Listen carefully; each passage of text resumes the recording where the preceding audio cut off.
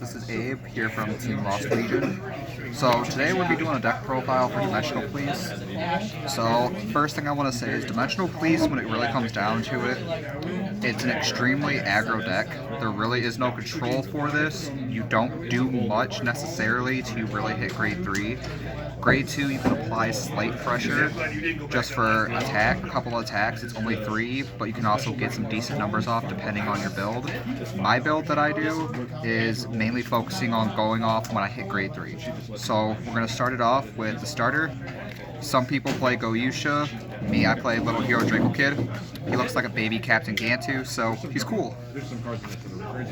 Okay, next thing we're going to go into our grade 3s. So to start it off, 4 Die Liner, 4 Great Dayusha, 2 Dizoris, 2 Silvar. Okay, so bread and butter of the deck. You almost always want to ride Die Liner for the way I built the deck. Die Liner, really powerful card. At grade 3s, if they're dead in your hand, it gives them shield value, so you have extra shield in hand. Also, his axe skill is really good because the deck doesn't do much searching. So, act once per turn, counterblast 1, soul blast 1, look at 7 from the top of your deck. You reveal up to 1 normal unit from amongst them and put it in your hand. And then shuffle your deck. If you revealed a grade 3, this unit gets plus 20,000 and a crit. So, depending on your hand, if you already have the grade 3s in hand and you can generate the power for the re-ride, or if you're just trying to apply pressure, you can search out a grade 1 to give you advantage later, but I'll search out a grade 3 just to get that extra crit right off the back to apply more pressure. Okay, so from there, we go into the next, which is 4 Great Dayusha. If you play Dimensional Police, you understand why you play him. He is a 4-of just because his skills are good. So, auto, when placed, 3 of your front row units get plus 10, including himself. So, it does help because he's getting plus 10. You're going to get a force marker, and then also your units in the front row can get bigger. Some of them have abilities that already generate power, and once they have a certain amount, their abilities kick off. Now his second skill is what makes him really fun. So his second skill is in hand at the end of the battle that your grade 3 Vanguard attacked. If that unit's power is 45,000 or greater and it was not placed this turn, so as long as you don't ride this turn, if your power is 45,000 or greater, counterblast 1, ride him his stand from hand, and it gets an additional 10. So, an easy thing to understand, for example, is you ride Die Liner the first turn. Second turn, if you can generate the power with his act of searching once per turn, so he gets relatively big, you attack with him first, break ride over for a single counterblast, he restands, you get another force marker, he gives the front row plus 10, and then himself gets another 10. So he's a relatively big number by himself. They both will have twin drive, so that's 4 drive checks in 1 turn. And also your rear guards will be a lot bigger, so they could be a death turn if you time it right. Okay, so that's 4 of him. Next is another card.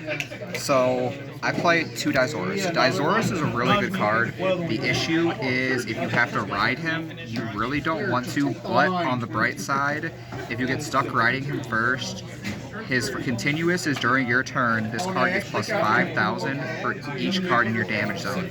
So if you're sitting at 4 or 5 and you already rode him the first turn and you don't have another grade 3 the next turn, you can almost guarantee the break ride if you have it in hand, it's gonna hit. Now his other skill is what makes him really good. So auto on rearguard at the end of the battle that it attacked if your Vanguard's power is 35,000 or greater, counterblast 1, shove him into the soul, and your Vanguard gets plus 10 and plus 1 drive. So potentially, if you play it in standard or premium, standard you're looking at 4 drive checks if you have both out on board.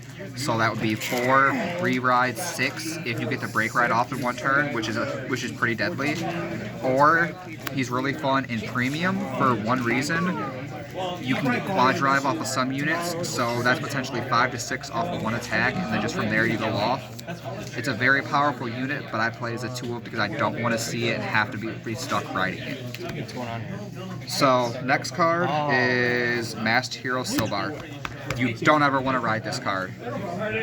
Realistically, the main reason why, first off, no marker on place, so that does kind of kill it because it's a standard. Now it's continuous is what makes him really good.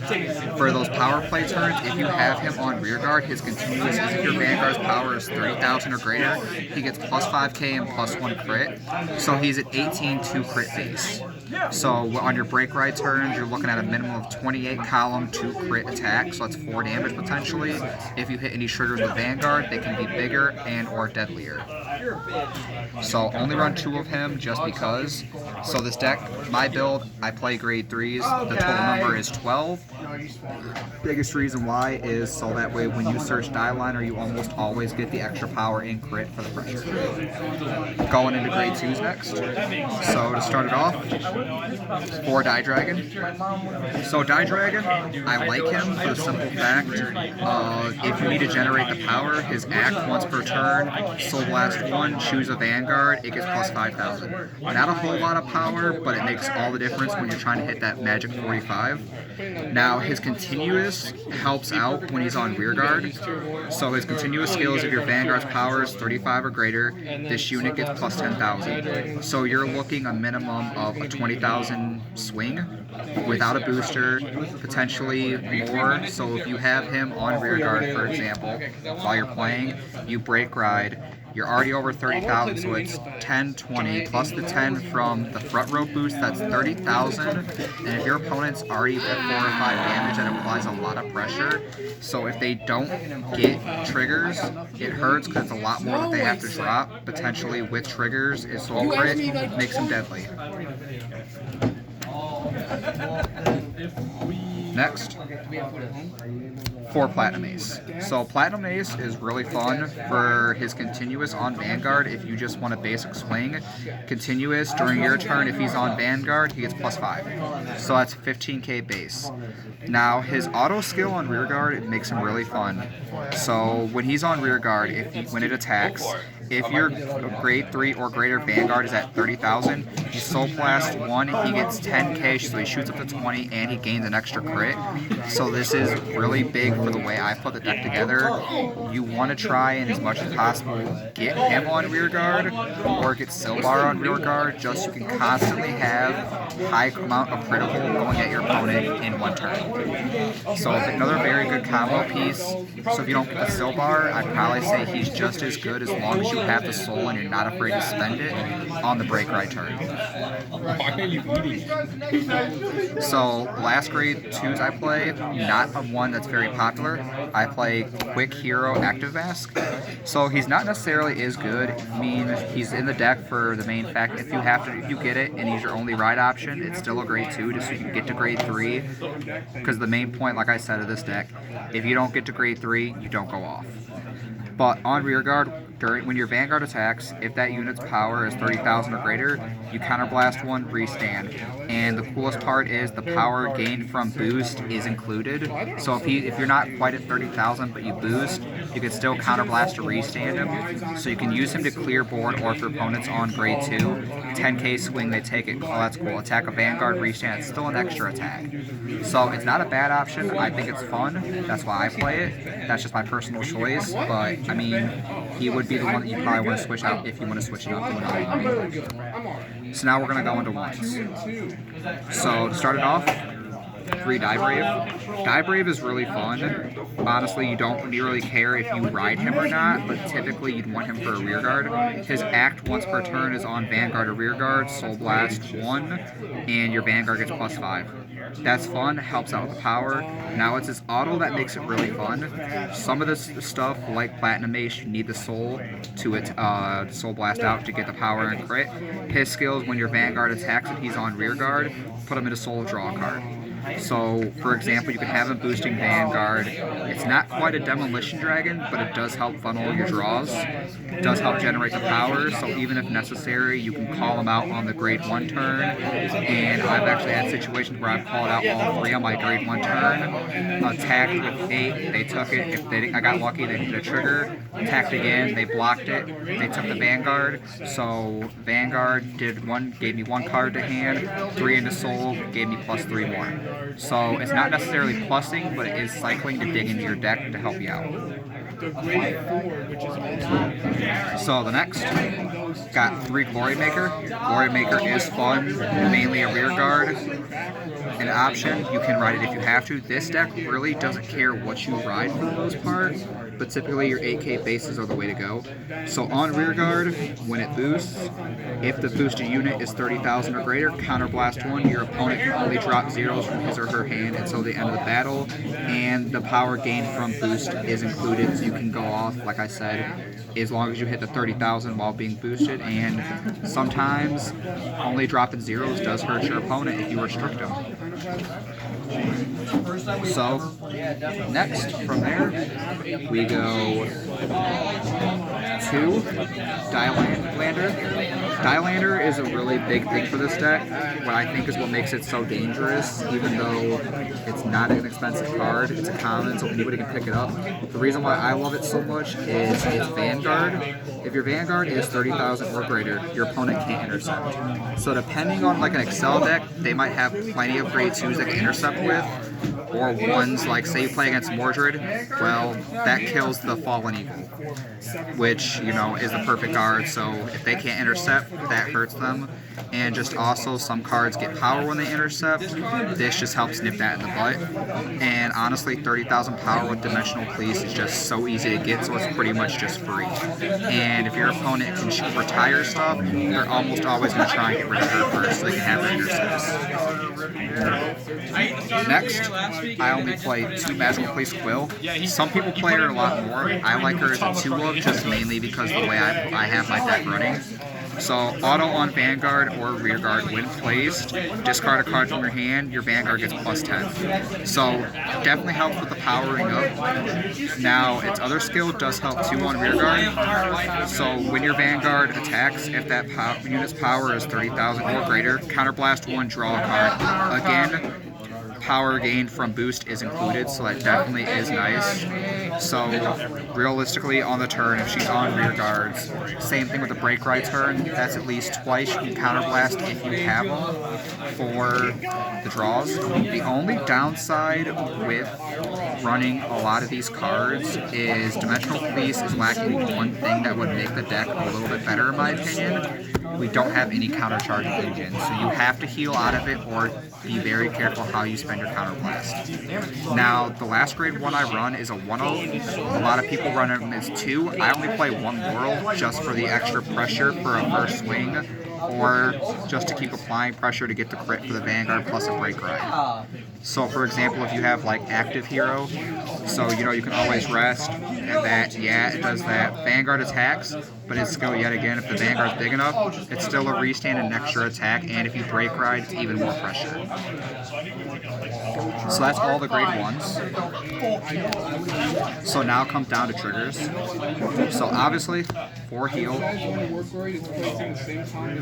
4 draw. Some people could try playing more. I like the 4 just because it's the draw PGs, and you still need perfect guards. And honestly, at the end of the day, because it's Dimensional Police, I'm always going to be the fan of 8 crit, mainly because when you break ride and you apply the pressure, the crits are going to add power, and criticals are death with this deck. For the main, if your opponent can't stop everything, it applies a lot of the pressure and it keeps going.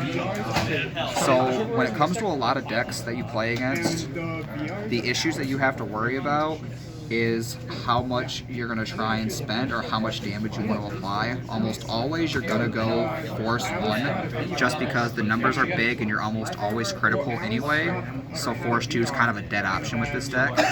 Now the things that I've noticed, like I said, the downside to this deck is it is extremely aggro and it can kill your opponent fast enough.